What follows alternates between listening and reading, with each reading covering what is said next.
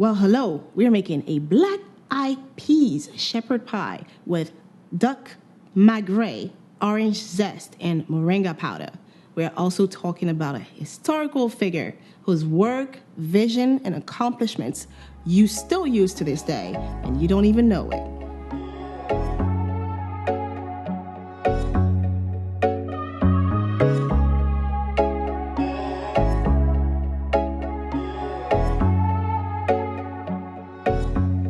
Mon ami, faut que tu saches que dans la vie, t'auras deux choix. Welcome to The Lefty Chef. This is where we cook visually enticing, culturally enriching, delicious meals which you can cook from your kitchen around a meaningful conversation that you can use for you and yours. So if you would like to both impress your guests with your cooking skills and your culture, you have come to the right place. Subscribe, like, share, and let's go!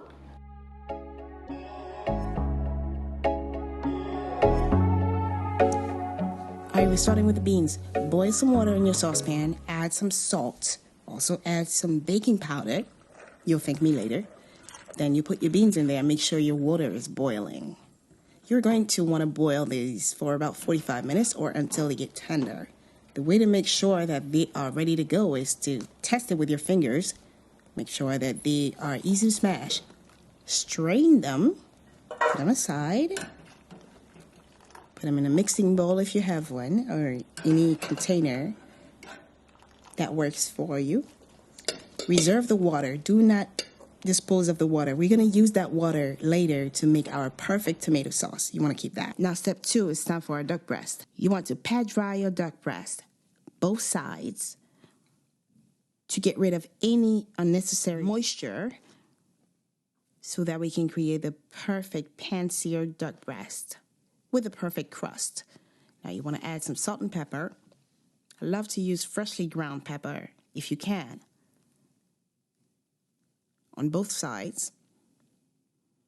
And in the meantime, I'm going to heat up my skillet.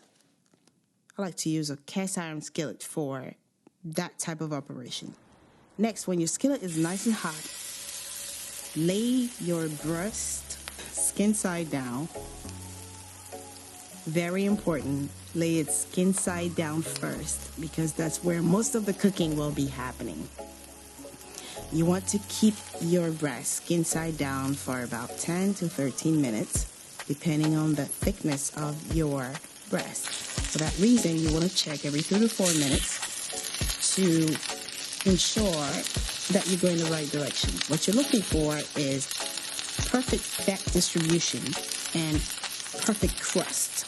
So every time you turn it around, you look for that brownness, that golden crust on your skin before you flip it over. Another thing you can do is slide it across the pan to get even fat distribution. That will help cook it. All right, so we have our duck cooking skin side down. It's gonna take 10 to 12 minutes on one side. In the meantime, we're gonna prepare our sauce. These are the ingredients for the sauce today. Now it's time for our sauce. I have 1 diced onion, some cherry tomatoes, some sliced mushrooms, a little bit of tomato paste, chopped garlic, some herbe de Provence, sliced zucchini, chopped carrots, white wine vinegar, salt, and pepper.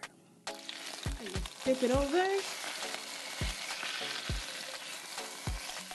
You see how nice and crispy that skin is? And all the fat here comes from the duck breast. I didn't add any fat at all. And that's the same fat we're going to use for our sauce. So that's perfect. But I wanted that crust nice and crispy. It cooked for the main part on one side for 10 minutes, 11 minutes. But on this side, it's only going to need 2 to 3 minutes. Okay? And last step for the duck. Sideways. For a few seconds.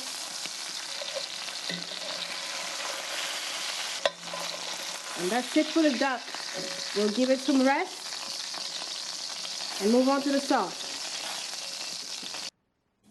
Some for our sauce. Okay, so we're using that duck fat, remember? No need for additional fat or oil or anything.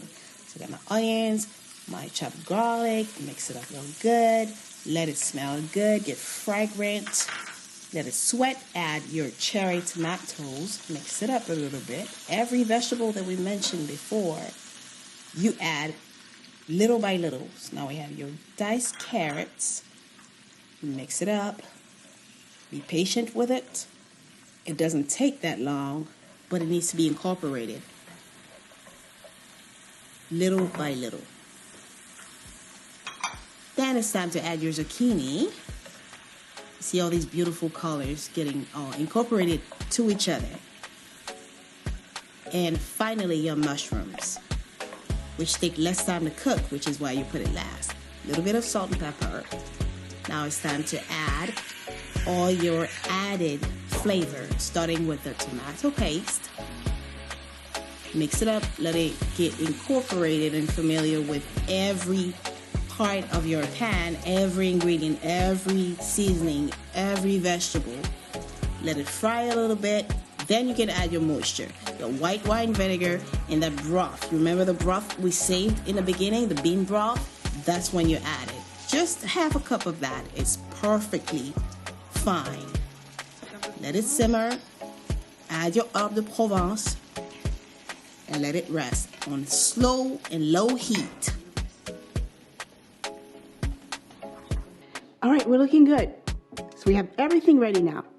The last step is to smash my beans. And what I like to do is use a little mortar. If you have one, cool. If not, just use a fork. It's totally fine. Now our beans are coarsely smashed. I want to add 1 egg yolk to it. Keep mixing it up.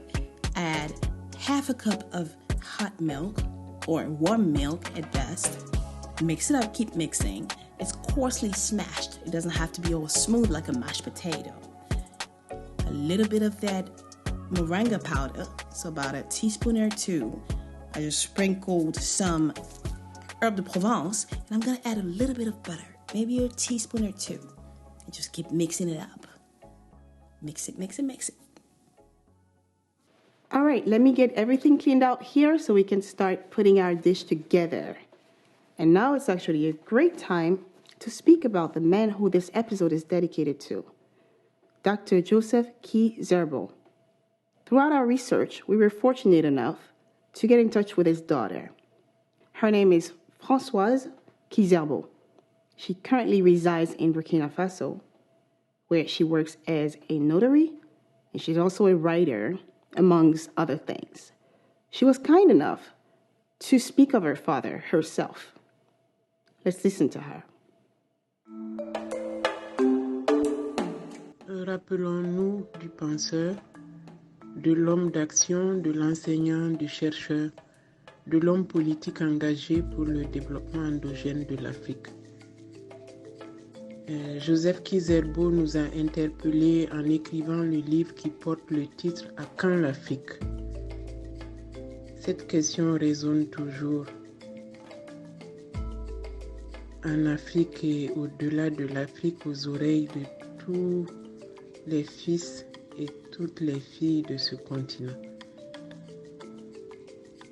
Il nous a conseillé en nous disant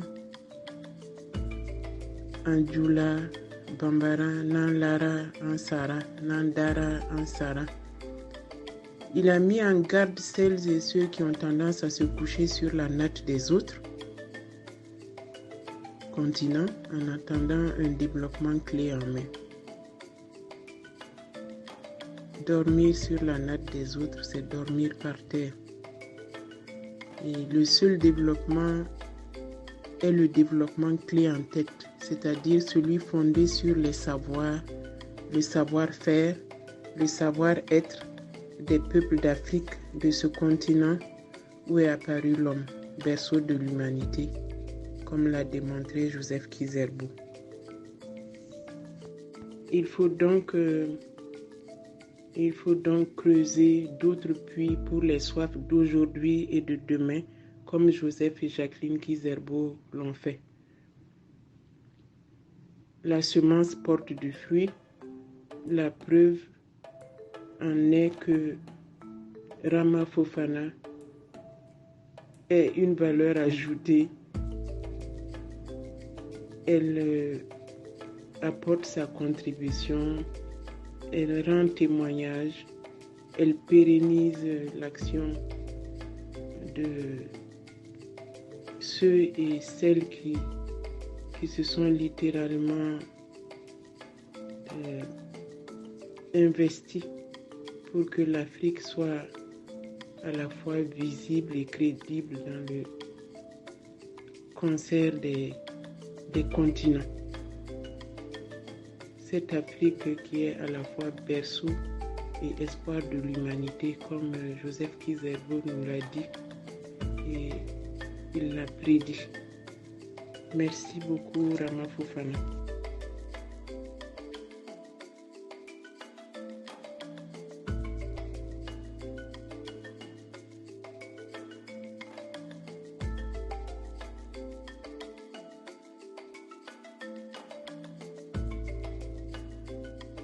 Welcome back. I hope you enjoyed this segment of the show and that you will take something from it. Now let's get ready to plate our dish. Okay, let's build our dish. It's really a 1, 2, 3 situation. I have my smashed beans, my tomato sauce, and my grilled cheese. Now, you can put it all in a casserole dish, or you can get a little fancier with it and do individual portions. For that, you need molds. Today, I'm using ring molds. You have to make sure that you butter or spray them with some type of moisture so it doesn't stick to the ring or the mold or the cake pan, whatever you use for it. So that's what I'm doing right now. Just put some butter all around, or like I said, some pan spray or whatever you have to keep it from sticking to the edges. And once I'm done doing that, we're just going to build 1, 2, 3. And again, if you don't want to do it that way, you can just use a big casserole pan and use the same steps and the same principle. 1, 2, 3. So number 1, we have the smashed beans. We want to put it evenly on whatever container we're using. Since I'm using the rings, I am going to try and create 3 portions that are as close as possible in sizes. Then I'll add my cheese. I like a lot of cheese, so I'll put a lot of cheese. If you don't like a lot of cheese, don't put a lot of cheese. If you don't like cheese, don't put cheese at all. I love cheese, especially Gruyere. So I have a nice layer of Gruyere cheese. And now comes my beautiful sauce. As you can see, the cherry tomatoes are still full size. You have the zucchini, the carrots. You can see everything. It smells really good. The white wine vinegar has taken it to the next level. It's beautiful. You can stop there if you want, or you can add another layer of cheese. That will be up to your liking. Again, I love cheese, so I am going to allow myself one last layer of cheese. Plus, it creates a beautiful crust once you pop it in the oven, which you need to do right after this for 5 minutes at 400 degrees Fahrenheit. So you can melt the cheese, create a little crust. In order for you to do that, you want to use a spatula or something flat so you can get it off the board and pop it in the oven. While your cheese is melting and creating a crust, you're going to slice your duck breast that's been resting during that time period. So it's ready to be sliced. You can keep it at medium rare, like I love my duck breast to be. But if you don't like that, you can cook it a little longer. Actually, after you slice it, you can pop it back on the pan, which should still have a little bit of fat from both the breast and the sauce you cooked, and sear it a little longer so you can see a browner finish. I like it this way, but that's not the only way to eat it. Now, 5 minutes passed. My cheese has melted on my shepherd pie. I have a nice little good crust. I'm going to put it on my preferred dish for this meal. And I am going to let it cool off just like I would with a cake before I unmold it. In the meantime, I'm going to start my plating. That is up to you. It's freestyle right here. Whatever you have. Well, I had a little bit of that moringa powder left, so I'm going to strain that at first. Then put my mold down on the plate, unmold, because now it's cooled off. Make sure you don't do that when it's too hot. Just wait 10 to 15 minutes. Let it cool off a little bit. Now we have that beautiful mold. Now we have that beautiful molded shepherd pie. I'm going to add that meat. I let it cook a little longer just to show you guys. So you can do that if you want, if you don't like that red middle. Then I'm adding my orange zest on top of the duck. And I have a few dill leaves that I'll add on top just for garnish and beauty and contrast. And I have an edible flower. All these things are optional. It's just really about plating and how you feel and let your creativity talk. I just wanted to share mine at the moment. And voila. You have your beautiful black-eyed pea shepherd pie with duck breast from it, duck magret, Gruyere cheese, a homemade tomato sauce with bean broth, and add whatever you have around you that can make it pretty and let your creativity talk and let your spirit talk and just let it flow, as long as it's edible, by the way. Okay, so you can do it this way or you can do it that way. Same principle, same dish, different elements, which I found around me, and you can do the same using your creativity and what you have available, as long, again, as it's edible and safe. Best case scenario, actually, if you want to start from the basics, you can book a session with me, whether it's a plating session or a private cooking session. Link below. All right, that's it for today. I hope you enjoyed this episode. I hope you try this at home. Let me know in the comment section. Don't forget to share, subscribe, and like, and I will see you next time.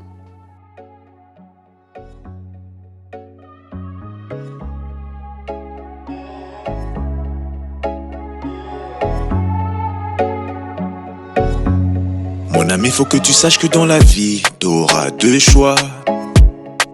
Aller à gauche ou à droite dépend de toi. N'écoute pas tout ce que l'homme il te dit, c'est possible qu'il te mente. Fais ta life et en ce qui vient du reste, laisse dans les mains du grand Dieu. C'était pas sur moi qu'elles avaient parié. Toutes ces personnes-là, elles avaient pas idée. Le navire plein de fois a failli chavirer. Il doutait, j'ai fini par y arriver. Y a certaines choses que si j'avais écouté, je serais jamais devenu qui je suis today. Ma soeur, vraiment, si je les avais écoutées, je ne serais pas devenu qui je suis today. On me disait que saluer avec la gauche, ça ne se fait pas. Prendre ou donner avec la gauche, ça ne se fait pas. Pareil qu'on n'utilise jamais la gauche.